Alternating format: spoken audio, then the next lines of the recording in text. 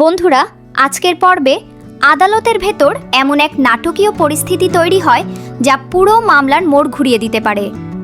একদিকে সবাই যখন দেবদত্তকেই দোষী প্রমাণ করতে ব্যস্ত, ঠিক তখনই অভি এমন এক চাল দেয় যা দেখে আদালতে উপস্থিত সবাই হতবাক হয়ে যায়।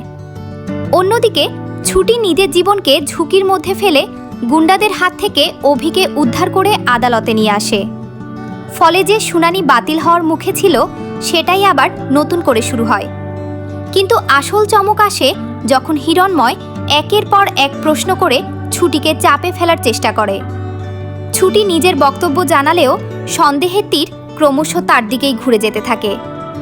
ঠিক সেই সময় অভি নিজের পাল্টা জেরা শুরু করে।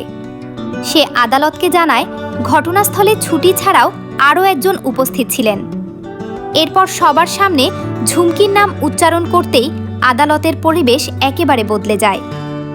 কাঠগড়ায় দাঁড়িয়ে ঝুমকি প্রথমে সবকিছু অস্বীকার করার চেষ্টা করলেও তার কথাবার্তা আর আচরণ দেখে স্পষ্ট বোঝা যায় সে ভীষণ ভয় পেয়ে গেছে।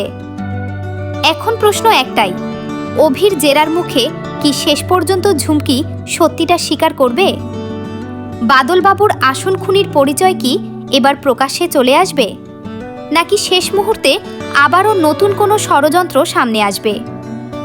আজকের পর্বে এই সমস্ত প্রশ্নের উত্তর মিলতে চলেছে, তাই পুরো ভিডিওটি শেষ পর্যন্ত দেখুন। আর আপনার মতে আসল অপরাধী কে তা অবশ্যই কমেন্টে জানাতে ভুলবেন না।